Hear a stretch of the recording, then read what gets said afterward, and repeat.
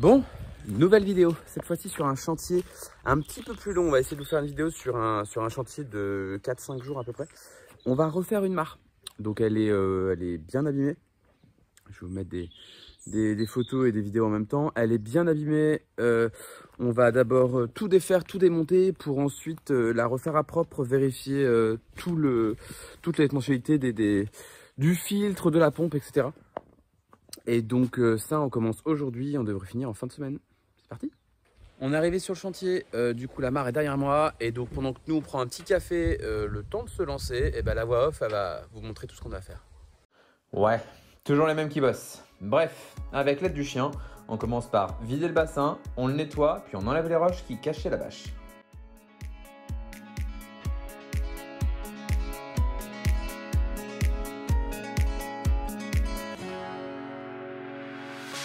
The sun lays so brightly up in the summer sky. I shouted at the mountains, watch me shine. Voilà, il y a énormément de poissons. Donc, et comme il y a pas mal de boue, je vais aller chercher comment ça s'appelle, un tamis. Pour essayer de passer la boue directement dans le tamis parce que là, sinon on va pas pouvoir tous les sortir.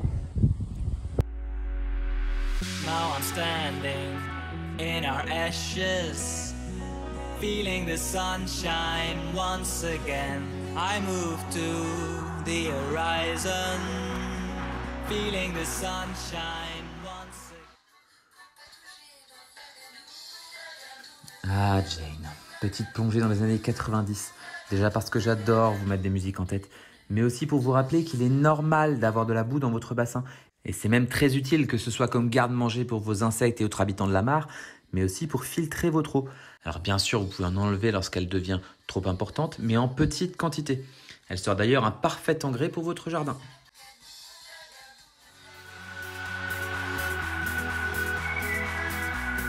Feeling the sunshine once again. Bon voilà, la mare est propre. Pas propre. Elle est vide. On a viré la boue. Bon, Alexis est en train de nettoyer parce que on a dû balancer ça dans les plantes pour pas jeter ça, c'est de la bonne matière. Mais disons que ça salit un peu l'ensemble du jardin. Pas nous. Pas nous, on n'était pas là, nous. C'est pas nous. Bon, la suite, ben, ça va être de terminer la zone de la cascade, de trier un peu les pierres, voir un peu comment on va pouvoir reposer ça. Et puis je crois que ça va être dur tout ça.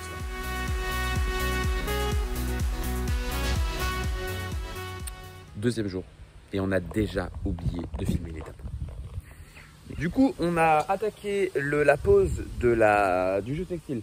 On a percé le fond de la bâche de façon à ce qu'il n'y ait pas de poche d'eau entre les deux bâches. Donc si de l'eau passe entre les deux bâches, on va se retrouver avec des poches d'eau sous la bâche principale. Du coup là, on va s'attaquer à la pose de notre PDM. On va faire ça ce matin pour ensuite pouvoir commencer à poser les pierres, à empirer l'ensemble. On va vous montrer les différentes pierres qu'on a prises. Donc objectif de la journée, c'est de poser la bâche et empirer. Si déjà ce soir ça s'est fait, ça sera bien.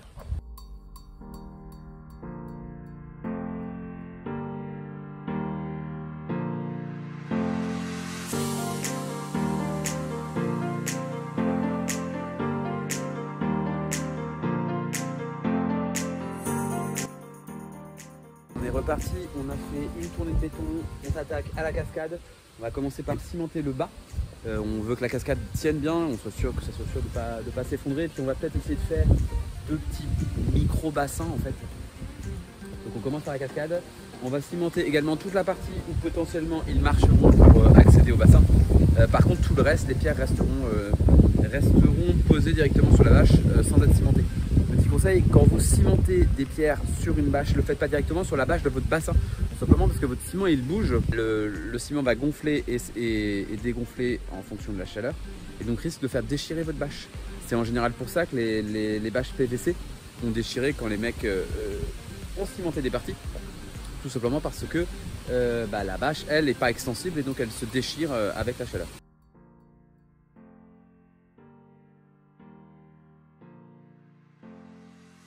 On est de retour sur le chantier. Hier, on n'a pas pu vous filmer tout ce qu'on a fait hier soir, tout simplement parce qu'il faisait nuit et qu'on ne voyait plus rien. Mais comme vous le voyez derrière moi, on a rempli la mare. On a rempli la mare parce que les poissons commençaient à souffrir dans la poubelle. On a mis dans le fond la pompe. On a caché le tuyau sous un pli de bâche. Et puis on a rempli ça avec de l'eau de pluie. Donc, je vous filme aussi ce que Alexis est en train de faire. On va devoir remettre un point un peu plus haut ici parce que le point bas est trop bas. Et donc ça fait qu'on voit un petit peu la bâche partout. Donc Alexis a eu l'idée de reprendre le vieux tuyau qui traînait derrière pour faire une doublure. Voilà, comme on le voit là. On va en mettre deux, on va recouvrir de terre et puis on va essayer de monter un peu ça. Ça va permettre au moins de remonter allez, ne serait-ce que de 5 cm. Ce sera toujours ça de gagner sur le niveau général.